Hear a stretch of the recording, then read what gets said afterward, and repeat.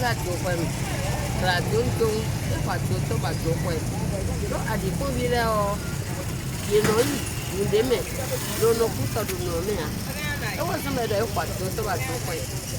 Donc et cano, et que ta tout bon va tout calé comme wa boyer, aussi à tout et Parents tout vite avec balai là. ma tout vite d'accord. Je vais aller voir encore. Allez là mon verre de mêler, allez là mon verre mêler le dakpa. En tout vite d'accord. Je vais aller voir encore. Allez là mon verre mêler le dakpa. Yeah. No yo mi do ayi be se désiré. Ngo si sacro. Akoche yo agenu vi hweli nuwe. So kwe iton kwe. Agenu kula la ma kula to do fina kwina ke na do se na agbibi do honwe. We yon hon do hon ayi. Lo. Debi to yen ne. Den tu re. Tiefo. Mais ele po yi ti bo yen lo daka. E ma ko nu mi on teno blo nu. E no vi mi si se ko me ya koche we do a. E da ko e mla ko to e no vi mi. Àwọn ayi. Bon, est-ce que vini dans les il a susu yo je de so ino mla mo fuvo mi to ale pe ka so ere so akenu vie bo o ere so no mla ka ji bo mi no sisi e àwọn kan je mi ba ka o ro fi po ayo mi si o wi he mo a me ko mi to le no wi he so mi de so mi a mi tu ene mi do re Arrête vite d'accord. Et voilà bon après. abo jeto bi si menu oro.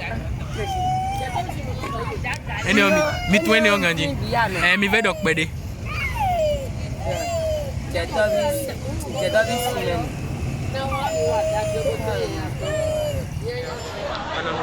Ananvi to konu.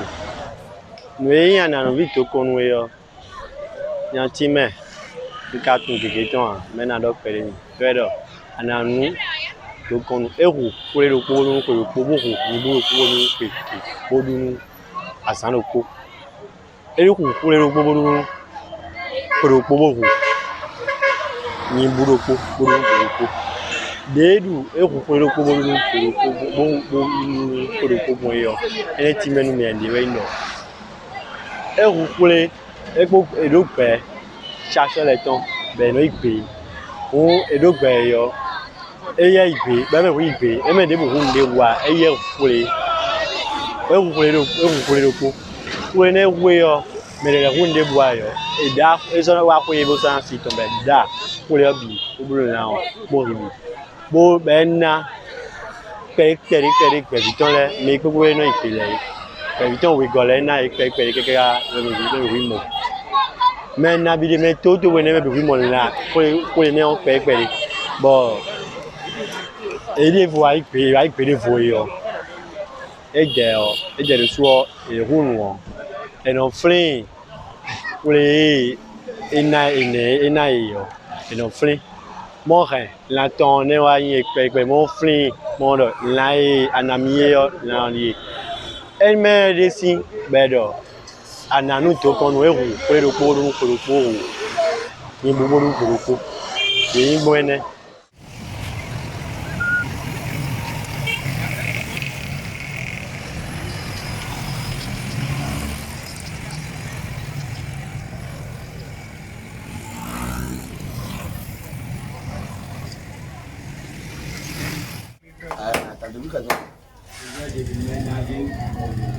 ada lu kan dia namla kada chama to terus no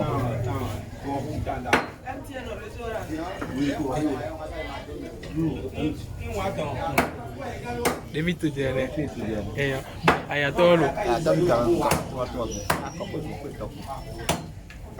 doku no aya lejo itu jere do gbe de te ngana do so dasa Itu dasa gbe. ọmọ jagun fún ni ọmọ o kan choli to ke bido ọmọ ayin wura kaka lito na kere On a ni ma lo boto bro ni ko ma lo e faraya. Ayi ko toke gbadan toke. Ọmọ ebe mẹ́ta fún ni. Ọmọ ewé kájànú ni kuli yaka. Je frile ni. Omi siti me pere lu mi lo fon bebe. Ewo. Tedo origine. Bo aho, yes. We wa si yele ko. Eyan jo epo agosule sitan. Agosule sitan o ne Nigeria we grandpapa mi don go sin. Bo àwọn èèyàn e. Bo wa chi moji gangan. So bo àwọn ton eno won bi o sole gle. Bo ero fini kaka bo aji papa mi de tan le. Donc fini mi wa uzu moji nu. Sinon origine mi ton Nigeria we. Mi tuti me agosu ton. Bon, koko lewe. Koko wewe. Sonu le kede. Agosu agosa. Merci maman. Oui. Atelo. Oui.